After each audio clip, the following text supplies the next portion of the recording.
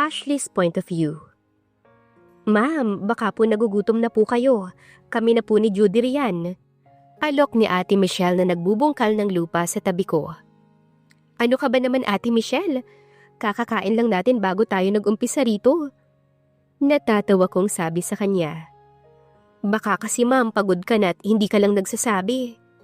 Sabat naman ni Ate Judy na naghahalo ng pataba sa lupa. I'm fine with cold water, I said while stretching my back. Nakakangawit dahil nakayuko kami.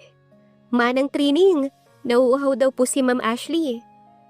Saad ni Judy kay Manang na nakaupo lang sa may silong. Medyo matanda na kasi ito at hindi na raw kayang yumuko ng yumuko. Pero sabi niya ay siya na lang daw ang magdidilig ng mga tanim araw-araw. Naku Ma'am Ashley, bakit hindi niyo sinabi kaagad? Teka lang at kukuha po ko. Agad itong tumayo at bumalik sa loob ng bahay. Hindi rin ito nagtagalay, bumalik na ulit. May dalang isang petsyel ng tubig at 3 baso. Oh, uminom muna kayong 3 at halos 3 oras na kayo riyan. Anong oras na po ba Manang Trining? Tanong ni Ashley habang papunta sa kanya para kumuha ng tubig. 5:00 mahigit na iha. Hala sige, tapusin nyo na yan at ako'y magluluto lang sa kusina. Padating na si Sir Gabriel maya-maya. Sa sinabing yun ni Manang Trining, ay bumilis biglang tibok ng puso ko at pinagpawisan ako ng malagkit. Ma'am, okay lang po ba kayo? Tanong sa akin ni Judy, na nakatingin pala sa akin at uminom din ng tubig. Oo naman, medyo pagod lang. Nakangiti kong sabi.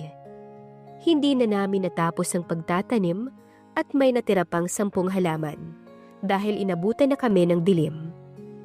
Inilagay na lang namin ang mga pataba sa lupa at para bukas ay ilalagay na lang nila Judy ang 10 natirang binhi. Okay na po ba to ma'am? Baling ni Ate Michelle sa akin. Okay na yan. Hindi naman maselan yung mga binili kong ornamental plants. Pakilinis na lang yung mga... Ashley, get inside. We'll talk. Sabi ng isang baritonong boses. Nagkatinginan kaagad kami ni Judy at Ate Michelle at napahinto sa ginagawa. Sige, ililigpit. Michelle, kayo na munang bahala riyan. Well, you Ashley, get inside now. And don't talk to me with your back. Tahimik lang kaming 3 hanggang sa marinig namin ang papalayong hakbang ni Gabriel. Sige po ma'am, kami na pong magliligpit ng mga to. Sabi ni Judy sa mahinang boses. Tumango naman ako at hindi na nagpumilit pa. Umalis na ako sa ginagawa ko at sinundan si Gabriel sa loob. Now, what are you doing here? Bungad niya sa akin nang makapunta ako sa sala. Nakabihis pa siya ng pang-office. Nakaupo ito sa sofa habang ang 2 braso ay nasa itaas ng sandalan at nakataas ang kilay niya sa akin. I just came here to do some gardening, I said calmly. Ngumisi naman ito. Alam mo naman siguro na wala kang karapatan dito sa pamamahay ko. Mariing sabi nito. Nanatili lamang akong nakayuko at hindi na nakipagtalo pa habang nakatayo pa rin. Maya-maya pa'y bumuntong hiningang binata at tumayo. Umalis siya kaya akala ko'y tapos na kaming mag-usap. Pero bumalik din siya kaagad, dala ang container ng dala kong baked mac na may kalahati pang laman at inabot sa akin. Go back and bring this. Napatingin naman ako rito na inabot sa akin ang container. Sige, pero iiwan ko na yan kasi sinadya ko talagang dalhin yan dito. Nakakuyom ang kamao ko para pigilan ang pag-iyak ko. I'm allergic to cheese and I don't appreciate your presence here. Now, go home and bring this. Pagpupumilit nito. Iniabot ko naman ang container para wala ng diskusyon. Sige, uuwi na ako. Pero pwede bang hintayin ko muna yung sundo ko? Nakayuko kong ulit na sabi. Napatingin naman ako sa kanya nang hilain ako nito sa magkabilang braso at pilit itinulak palabas. Ashley, I don't want to see you here again. Now, get out. Pinabuksan ito sa gardang gate at pinalabas ako. Kahit gustong-gusto kong umiyak ay pinigilan ko pa rin. Go now. Hintayin mo na makasal muna tayo bago ka magpabalik-balik dito. Nagpapahalatang nagmamadali ka. Sabi ni Gabriel habang nasa loob ng sariling bakuran at nakatayo sa tabi ng gate habang nakahalukip-kip ang mga braso. Hindi na ako nakipag-argumento pa at umalis na lang. I can't promise not to go in your house again, Gabriel, because that's what my daddy wants. Uwi ka ko sa aking sarili. Gabriel's point of view. Nang makaalis si Ashley, pumasok na ulit ako sa bahay at nakasalubong ko si Manang Trining. Kumain ka na, iho. Nakapagluto na ako ng hapunan. Ayain mo na si Ma'am Ashley. Sabi niya sa akin nang makita ko. Pinauwi ko na Manang kasi gabi na. Tara na po, kumain na tayo. At sumabay na kayong 4 sa akin. Sabi ko at naglakad na papuntang kusina. Anak, hindi naman sa nangingialam ako ha. Mabait naman si Ashley kahit 2 beses pa lang namin siyang nakakasama. Nakakatuwang kasama ang batang yun at ang hilig-hilig sa pananim. Sana'y pinasabay mo na sa atin sa paghapunan. Pagod na rin yun. Paliwanag nito habang nakasunod sa likuran ko. Hindi ito ang unang beses na pumunta rito si Ashley, Manang? Nakakunot noo kong tanong. Base kasi sa narinig ko'y pangalawa na niya ito. Agad naman itong umiling. Pangalawa na po niya itong araw na to, sir. Nung una po'y pumunta lang po siya rito dahil may gusto raw pong ipasabi ang daddy niya sa'yo. Pero nagkataon namang wala ka po nun. Dumating na rin ang 3 ko pang tauhan at nagsiupo na sila sa mesa. Nasa kalagitnaan kami ng pagkain nang magtanong si Judy. Nasaan na yung baked mac na dala ni ma'am? Inosenteng tanong ni Judy na narinig ko. Pinauwi ni sir kay ma'am. Bulong ni Manang Trining kay Judy, kasabay ng pagsiko rito at tahimik na muling kumain. Naalimpungatan ako sa tunog na nanggaling sa cellphone ko. Hudyat na may tumatawag rito. Nang tignan ko ang caller ID, ay pangalan ni Miko na kaibigan kong tumambad sa akin. Hey Miko. Bati ko sa tawag. Tara sa Jade Resto Bar. Sagot daw ni Joros. Sagot nito sa kabilang linya. Ngayon na ba? Pupungas-pungas kong tanong. Oo pare, hanggat palalim pa lang ang gabi. Napatingin naman agad ako sa orasan. 11 pa lang pala ng madaling araw. Nakatulog kasi ako kaagad pagkakain. Sige, gagayak lang ako. Pagkatapos noon ay inoff ko na ang tawag. Tumayo na ako sa kama at gumayak. Nang makontento na ako sa porma ko'y, lumabas na agad ako ng mansyon at kinuha ko na ang sasakyan sa garahe. Pinagbuksan naman ako ng gate ng 2 guard. Sa araw ay 1 lang ang guard ko, samantalang sa gabi ay 2. Dahil mas marami ang krimen sa gabi. Hindi pa ako nakakalayo nang makalabas ako sa village, ay natamaan ng headlight ng sasakyan ko ang isang taxi na nakahinto malapit sa entrance ng village namin. Nakabukas ang pinto ng driver seat nito, kaya nagtaka ko dahil bukas na bukas ito. Sinilip ko ang loob pero wala namang driver sa loob. Hinunto ko ang sasakyan sa unahan ng taxi at bumaba. Let me go, please. Puno ng takot na sabi ng babae, habang hawak ito sa magkabilang kamay ng taxi driver. Agad akong lumapit dito at napansin kong si Ashley ang hinihila ng taxi driver. Ashley. Tawag ko sa kanya, tumingin naman siya kaagad sa akin. Hinila ko naman agad siya palayo sa driver na mukhang nakainom. Bakit niyo pinipilit na sumakay siya sa inyo kahit ayaw niya? Bawal po yan, manong driver. Kaya bago ko pa po kayo i-report sa management nyo, ay umalis na po kayo. Tumingin muna ito sandali kay Ashley na nasa likod ko, bago umiling-iling na umalis at sumakay uli sa taxi niya. Binalingan ko naman ang tingin si Ashley na nakayuko. Ashley, 5:00 ka pa umalis ng bahay, pero bakit mag-12 na ng umagay, nandito ka pa rin sa labas ng village namin?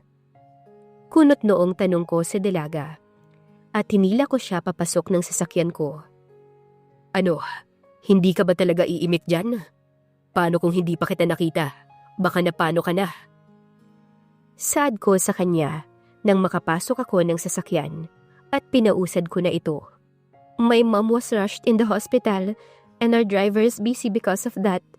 Pumapara naman ako ng taxi pero ayaw nila akong ihatid sa ospital dahil malayo raw kaya inabot na ako ng ganitong oras. Nanginginig pa ring sabi niya habang nakatanaw sa labas ng bintana. Ano namang ginawa ng taxi driver na yun sa'yo? At bakit kanya pinipilit na sumakay? Tanong ko rito habang nakatingin sa daan. Pinara ko siya para sana magpahatid sa ospital pero nang buksan niya ang bintana ay natakot ako dahil halatang nakainom siya kaya umayaw ako. Nagalit siya kasi raw pinahinto ko pa siya kaya pinipilit niya akong pasakayin at sinabihan niya rin ako ng mga bastos na salita kaya lalo kong natakot. Nilingon ko siya at nakita kong nanginginig ang mga kamay niya at naluluha. Kumain ka na ba? Sa paliwanag kasi niya, mukhang hindi pa siya kumakain. Hindi pa. Sagot niya na may kasama pang pag-iling. Di ba pinauwi ko sa'yo yung dala mo? Nasaan na? Wala naman kasi siyang bitbit na kahit na ano kanina. Nung hinila ko siya pasakay, bukod sa bag niya na nakasabit sa kanya. I gave the baked mac to those street children na dumaan kanina sa pinag-aabangan ko. Hiningi nila kaya ibinigay ko na lang sa kanila. Napatingin naman ako sa dalaga para makita kong nagbibiro siya. Do you want to eat? Sumagot lamang ito ng pag-iling. No, I'm fine. Hindi rin ako makakakain ng maayos dahil nag-aalala ko kay mommy. Gusto ko na siyang makita. Mahinahong sabi niya habang nakatingin sa labas ng bintana. Tahimik lamang kami sa buong biyahe at walang sino mang nagsasalita. Nagsalita lamang siya nang sabihin sa ospital daw siya magpapahatid. Sa ospital ko siya hinatid gaya ng sinabi niya. Hindi ko pa tuluyang naipapasok ang sasakyan sa ospital ay binuksan na niya ang pinto nito. Dito na lang ako, Gabriel. Mukhang may pupuntahan ka pa. Salamat sa paghatid. Hindi makatinging sabi niya at bumaba na ng sasakyan. May sasabihin pa sana ako sa kanya pero kumaripas na siya ng takbo papasok sa loob. Ashley's point of view.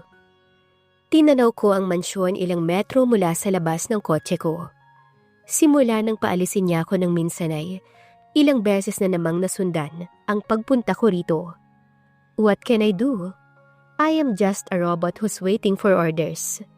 Napabuntong hininga naman ako kasabay ng pag-ring ng cellphone ko na nasa passenger seat. Hello, Dad?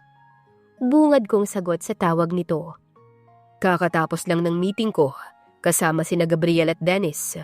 Sinabi ko na kay Dennis ang plano ko para sa inyong dalawa at pumayag naman siya. Pauwiin daw niya ng mas maaga si Gabriel ngayong araw. Pahayag nito sa kabilang linya. Okay, Dad, I'm already here. Thank you for calling. Mahinahon kong sabi kahit na gusto ko na siyang sigawan sa loob-loob ko. Okay, Ashley. Wag na wag kang gagawa ng ikakagalit at ikakasira ng pangalan natin. Banta niya pa. Yes, Dad. I know what to do. Sinadya kong tipirin ang sagot ko at saka ko pinutol ang linya ng tawag. Pinaandar ko na ulit ang kotseng ako mismo ang nagmamaneho, patungo sa gate ng mansyon ni Gabriel. Agad namang lumabas ng gate ang guard at kumatok sa bintana ng kotse ko nang bumusina ako. Binuksan ko naman ito habang nakangiti at medyo nagulat pa si Mang Ariel nang makita ko. Kayo ho pala, Ma'am Ashley. Papasok niyo ho ba? Tanong nito sa kotseng dala ko. Sa pagpunta ko rito'y sanay na ito na papasukin kaagad ako. Pwede ho ba? Baka po kasi pagalitan kayo ni Gabriel kapag ipinasok ko pa to. Ito kasi ang unang beses na dinala ko ang sarili kong kotse. Lagi kasi akong hinahatid ni Mang Javier, kaya siguro nagulat din si Mang Ariel na siyang guard na ako pala ang sakay ng sasakyan. Kulay gray kasi ang gamit ni Mang Javier habang hinahatid ako. Samantalang blue naman itong gamit ko ngayon. Nako, hindi po, Ma'am. Wala naman pong ibinili na ganun si sir. Sandali lang po. Bubuksan ko lang po yung gate para sa inyo. Agad itong umalis at binuksan ang gate at walang pagdadalawang isip. Salamat Mang Ariel. Sabi ko rito nang tuluyan nang naipasok ang sasakyan. Nung unay hindi na talaga ako nag-expect na makakapasok pa ako sa mansyon pagkatapos ng una niyang pagtataboy sa akin. Pero ng mga sumunod na mga punta ko rito, ay madalang na akong maabutan ni Gabriel dahil nagtatago ko kung sakaling maabutan niya ako pag uwi niya. Buti na lang at kakuntsaba ko ang mga tao rito. Sumaludo naman ito sa akin bilang sagot. Agad ko namang pinuntahan ang garden para sana tignan ang mga tinanim namin ng mga kasambahay. At naabutan ko nga ang 3 kasambahay na nandito. Dinidiligan nila ang mga tanim ko. Kamusta? Lumingon ang mga ito sa akin at mga nakangiti. Okay lang po kami. Kamusta rin po kayo, Ma'am Ashley? Salubong sa akin ni Manang Trining at tinakay ako nito paupo sa isang coffee table na may 4 na upuan malapit sa pinagtataniman namin. I'm fine as always. Nakangiti kong hayag. Always beautiful too, sabi ni Judy na ikinapulakot ikinatawa ng 3. Shh! Huwag kayong tumawa.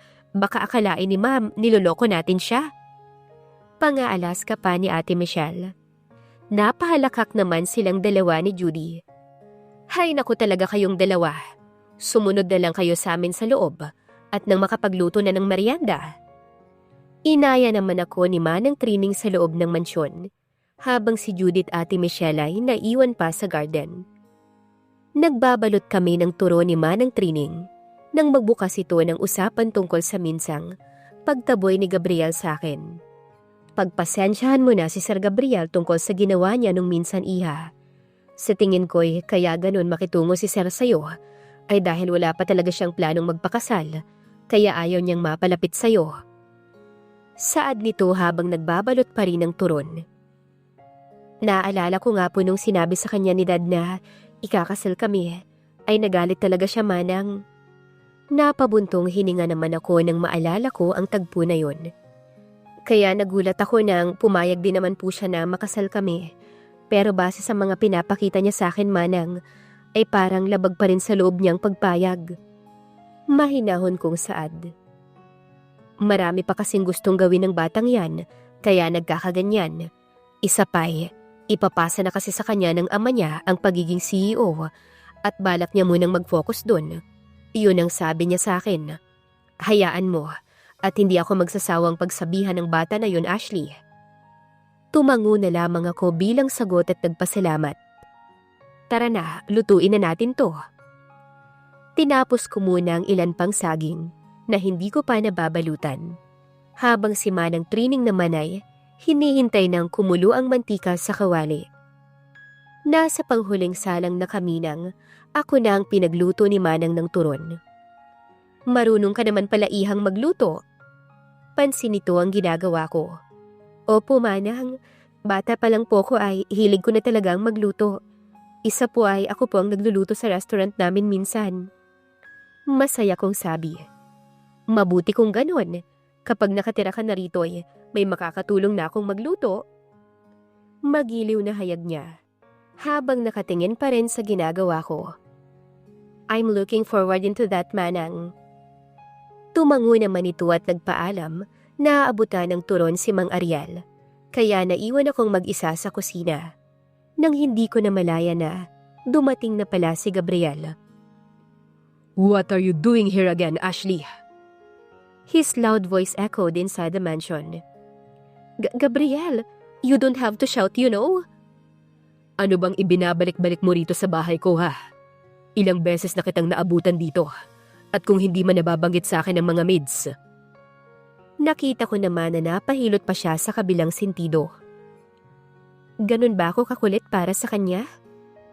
Nang matapos sabihin sa akin ni Gabriel yon, ay ito na rin ang naunang umalis. Pabagsak akong naupo sa sofa na pinakamalapit sa kusina habang pinipigilan ko ang pag-iyak ko. Humahangos naman na pumasok sa loob ng bahay si Judy at Michelle dahil siguro'y sa narinig nilang sagutan. Agad naman akong pinuntahan ng mga ito. Ma'am, okay ka lang po ba? Nag-aalalang tanong ni Judy. Tumango lang ako at nginitian sila para makumbensing okay lang ako. Nang marinig nila ang yabag ni Gabriel mula sa taas, ay nagpaalam sa akin ng dalawa para magtungo sa kusina. I just came here to tell you na rito na ako titira next week. Kahit anong pagtataboy ang gawin mo, Gabriel, we both have no choice. Just accept that I will be your wife. Kung hindi magiging okay sa'yo, wala akong magagawa. Ang gusto ko lang ay tigilan mo ng pagpapaalis sa akin dito dahil ubos na ang pride ko. Naluluha akong sabi habang nakatingin sa kanya. Wala akong narinig na sagot mula sa kanya, kaya kinuha ko na ang bag ko at umalis na ng mansyon. If this will be my life with you, then so be it. I just want to have my own wings that I don't have in our own house. Uwi ka ng dalaga sa sarili. Ano ang hakbang na gagawin ni Ashley para mapaibig si Gabriel? Abangan sa susunod na kabanata. Please like, share, subscribe for more updates. Maraming salamat po.